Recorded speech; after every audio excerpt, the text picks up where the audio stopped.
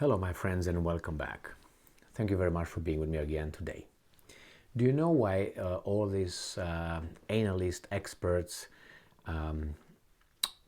people that have knowledge, the economists, got it all wrong with Russia, which is Russia will collapse in a week or two because of our sanctions? Do you know why?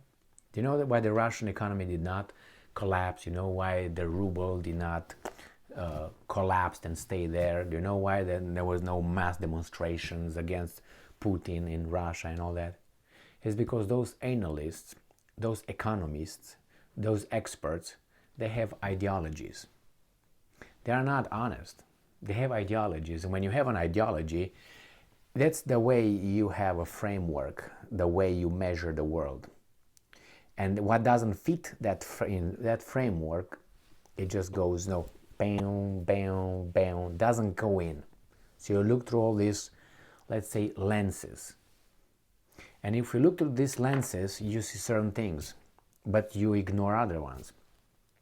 When you have an ideology and you have a preference, especially when you have a preference, you can't go and be a scientist if you have a preference in something, because your conclusions will be skewed by your preferences in picking the evidence. I don't like this one, I don't like this one, I don't like this one.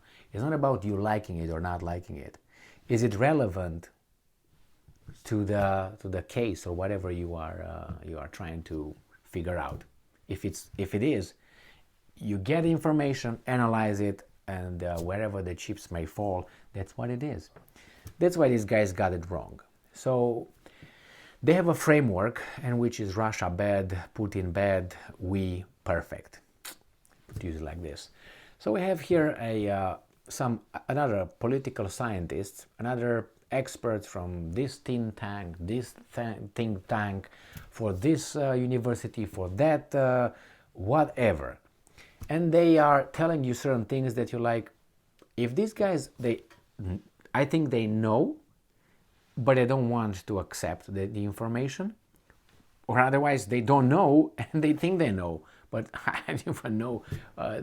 I think they just have a little frame over there, an ideology, and from the very beginning they start with certain kind of ideas. This is the way it is, and whatever comes, I'm gonna just deny it. So this is fits my narrative. In this case, we have some experts telling us that Russia's next civil war has already begun, according to the Telegraph from MSN, I think it was. Yeah, whatever it is. So the Telegraph from today, the 14th of March 2023. Russia's next civil war has already begun, so it's ongoing. One of the bloodiest battles in modern European history is taking place in Bakhmut, with reports blah blah blah blah blah blah. At the heart of it are two of the most significant parts of the Kremlin's war machine.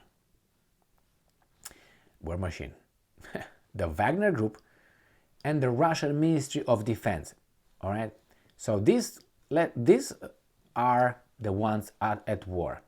This guy who's got some money and pays some guys to fight for him versus the government. Okay? Now, Wagner Group has weapons and has all kind of things from the market. These guys have everything. But anyway, let's analyze, read a little bit further here and see how they make the case, if they make it. And then we're going to analyze it, as normal, regular people. Their confrontation has been 8 months in the making, says this. Who's this? Wow. We got a colonel. We're all wet down there. Gee, wow, my God. Wow, he must know shit. And if he knows shit and he says this kind of things, that means he's not honest.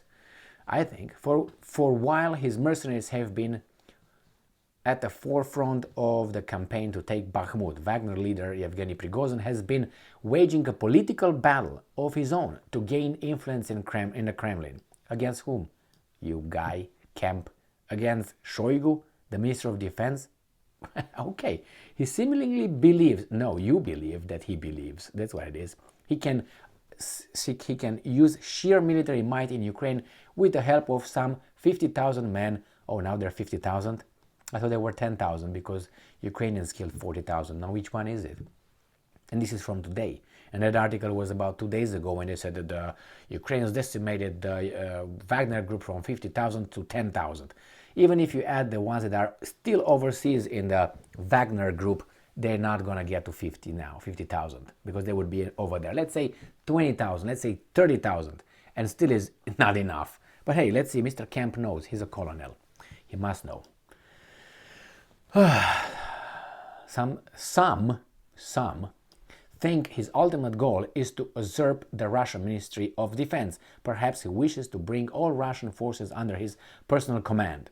Well, it's not impossible. Since May last year, Prigozhin has been striking a public contrast with the Russian army humiliation on the battlefield. Well,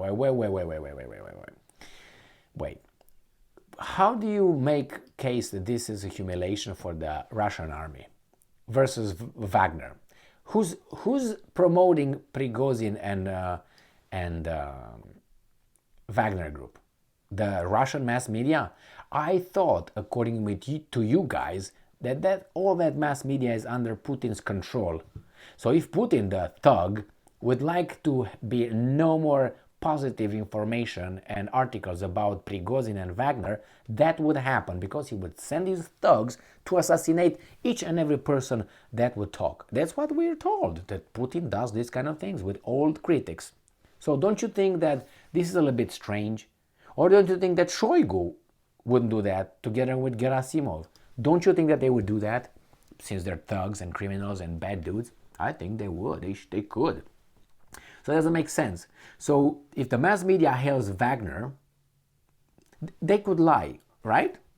The mass media lies, especially in Russia. We know that. They're all propagandists. So they could lie and say that actually it's not the Wagner groups the Wagner group that does what it does, but it is the Russian military, the army. Therefore, problem solved. We're not going to hear from you. And his access to Telegram and Facebook and all that would not compare with how much damage the Russian media does. Why? Because the Russians are not that smart and they watch only TV. All right? They're still waiting, listen to the radio every evening. Crank it, crank.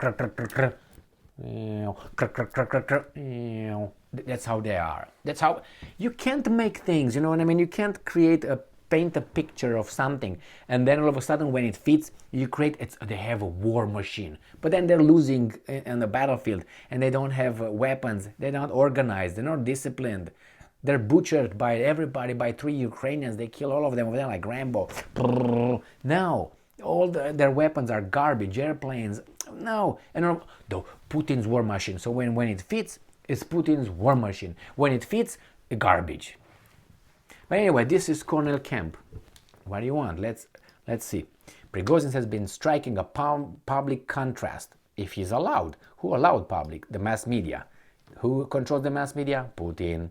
And Shoigu to a certain extent, because he's got the weapons, remember.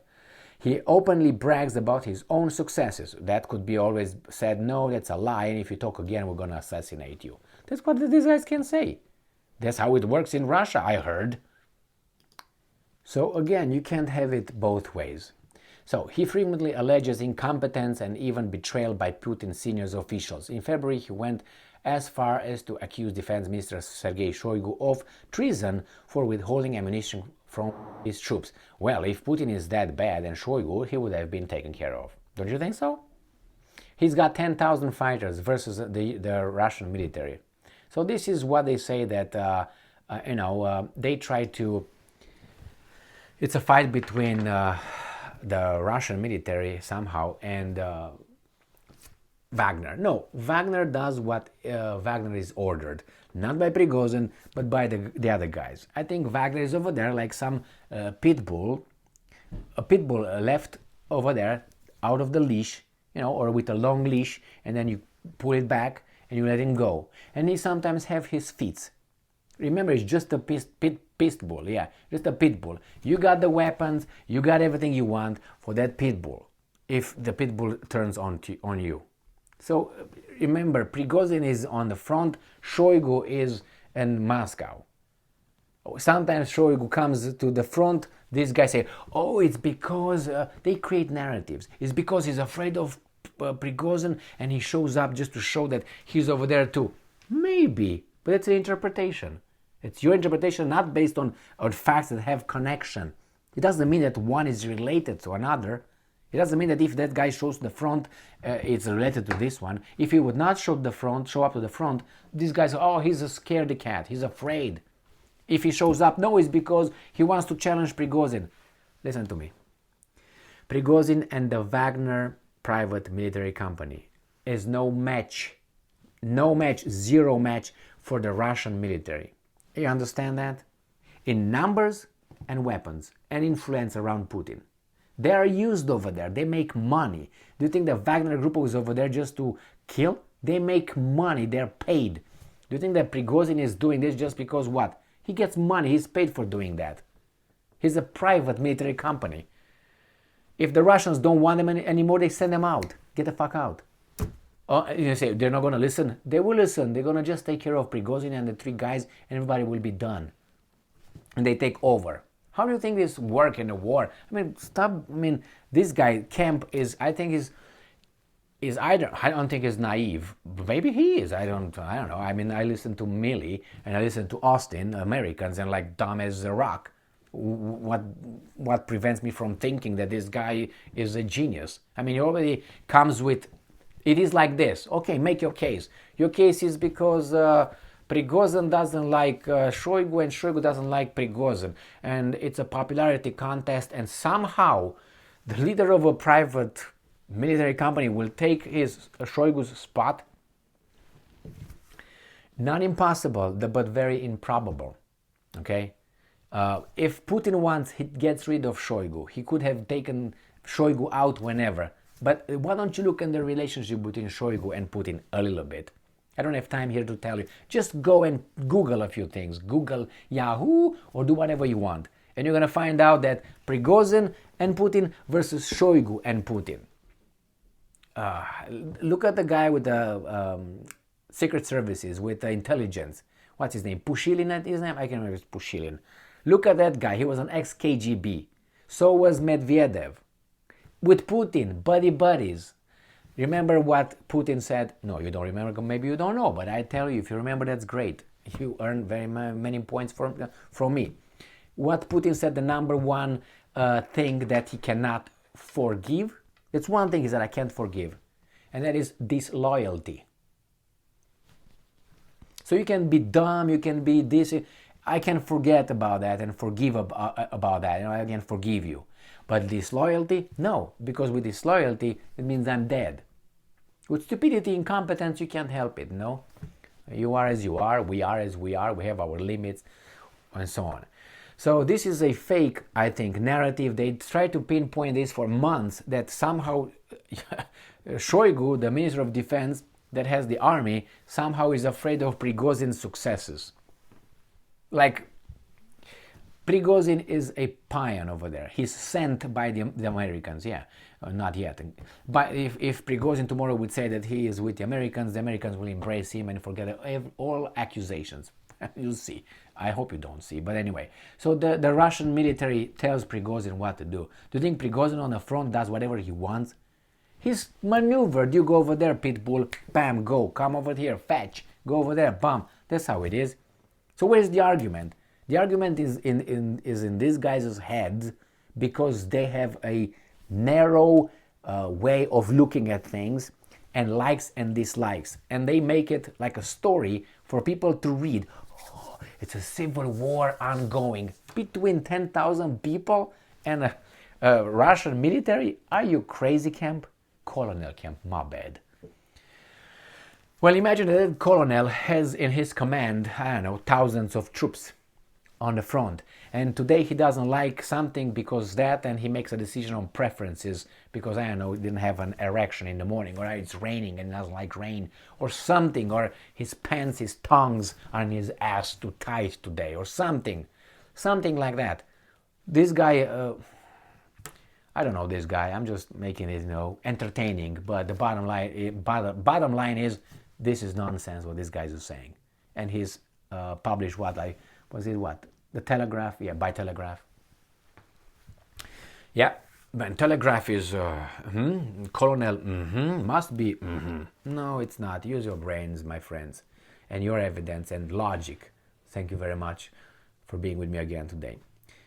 Stay strong, stay smart, look for the truth, and be just.